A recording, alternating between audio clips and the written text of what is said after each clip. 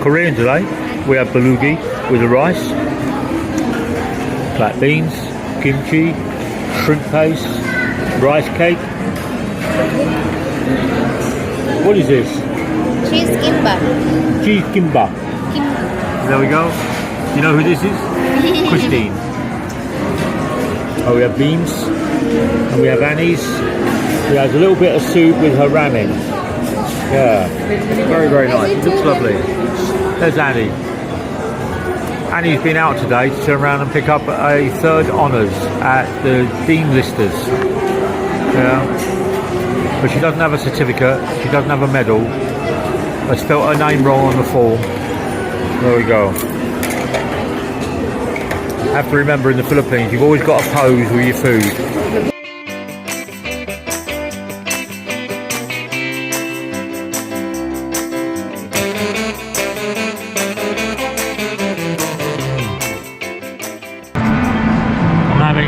A pecan pastry and a coffee latte. But today's vlog is going to be about food tax in the Philippines, because there are strong recommendations to put a tax on sodas. 12% on every soda. Now, I don't know whether that's a soda that contains sugar, or whether that will be a sugar-free soda. 12%, and it will go up every year by 4%. Now, on the other side of it, snacks like chicharron and all the snacks that the people. Salamat kuya. You need sugar. No sugar. There we go. Vlogging? I am blogging. Are you blogging? What is your name? Huh? What is your name? My name is Janelle. There we go. This is Janelle. He's just given me a pastry. And my coffee. Right, distracted really. So, as we know, Philippine people love sugar. Doesn't matter whether it's spaghetti, it'll have sugar in it. Doesn't matter whether they're cooking prawns, they'll put Sprite in it. If they're doing adobo, it'll have sugar in it. If they're turning around and doing sinigang, it'll have sugar in it. And sugar is a killer. Okay, take it from me, I'm a diabetic. Okay, I'm 64 years of age and I've been a diabetic for 20 years, and I have to control my diet. I have to control what I take in and what I eat and what I drink and my lifestyle. And if I turn around and I do too much exercise, or I'm out in the sun and I dehydrate, my sugar levels in my body go up. So it does become difficult to manage your sugar levels when everybody wants to put sugar in your food in the Philippines. But there's going to be a tax. So snacks here in the Philippines, the chicharrons and the sari-saris and the little packets of crisps, they're all going to turn around and have 5% added to them. And they've done this analysis, and they've done this what can I turn around? Government inquiry and evaluation, and they turn around and said that they'll make 105 million peso a day on the sugar tax, on the food tax. And what they're going to turn around and do is to help the poor here in the Philippines. They're going to issue food stamps.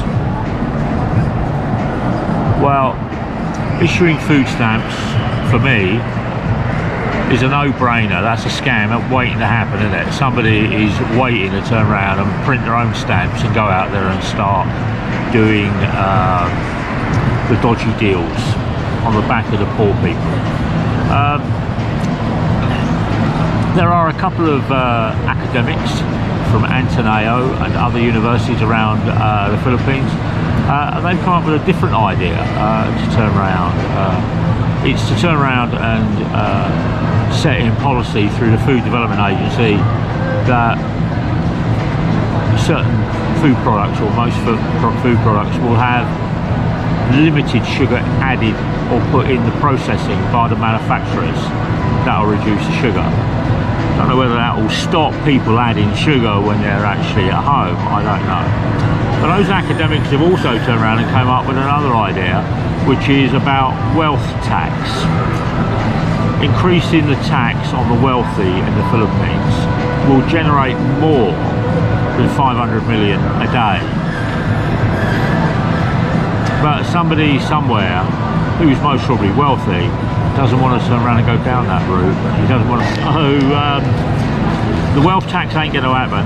No, that's all turned to deaf ear.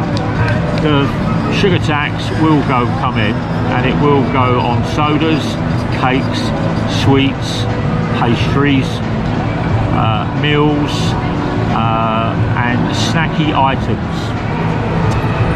So let's see what will actually happen. But to give you a perspective, one bottle, 500ml bottle of Coke Zero has no sugar in it. One 500ml bottle of regular Coke has 64 grams of sugar.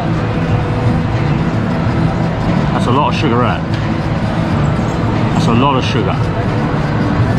That's like eating the teaspoon that you stir your coffee with. 64 of those dipped in sugar, and you eat it. Your body can't actually process it and get rid of it fast enough. It affects your pancreas.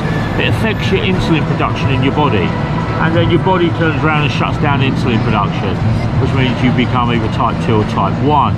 Type 2 means you're on medication, type 1 means you're on insulin, and that insulin is given to you so it can draw the sugars and the energy out of the food you're actually eating. But it doesn't make you feel good being a diabetic when you get older. You do get tired. You do get irritable. You do get a dry mouth. And it doesn't matter how much water I drink and fluid I drink. It's about walking that fine line. So today's pastry, I got pecan nut and I got sugar-free cream cheese. I could have had the fondant or the double chocolate or the triple chocolate cookie and cream. I can't do any of that. But the food tax is coming, guys. Anyway, will it make the Philippine people skinnier? Well, not really, because if you eat rice is a carbohydrate, and that will make you fatter when you get older, and that will turn around and help you. It's about education of diet. It's about education at school level, what you should be eating. They should be putting nutritionals in at school, and that will develop this whole culture over the next 20 years, 30 years, to make the Philippine people healthy, fit and strong after the age of 35. I think this restaurant is called Sato. It's at the food court. Put down. The girls here are turning around and doing sushi. This is the only sushi I know that actually has American cheese in it. The carrots aren't cooked and the onions aren't cooked, but you get a nice wasabi soya dip. But they're picking off the seaweed, as you can see. But Christine and Annie don't like it. This here was the spicy fish cake.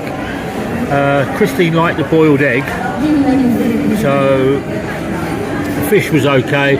It's more like rice cakes with kimchi, a boiled egg, and more kimchi sauce on top of the boiled egg. Fish. Yeah. So you could most probably make this for about 50 peso, and they're charging 400 peso here. Annie's got the noodles, which is the ramen noodles. She had the extra soup, And then the noodles. The noodles are the curly whirly noodles that you get in the packet. Okay, not too bad, but nothing else in it. There was no egg and there was no other bits that went with it. So it was just noodle ramen. So as I said, kimchi was okay, not to my tasting. This thing was like a red seaweed that Annie said don't eat. I tasted it. It was red, but it was black, and it just didn't have any taste. Just nothing. But Annie put it in her soup. The peanuts. I had the peanuts with the soy sauce, and nobody wanted the Korean shrimp paste because it tastes disgusting. So 900 peso, 2 Coke, 2 bottles of water, and some nice food. Not really. Food, a lot to be desired. It's the first time Christine's eaten here. We're going to go and get some coffee and ice cream, I think, to make up for it.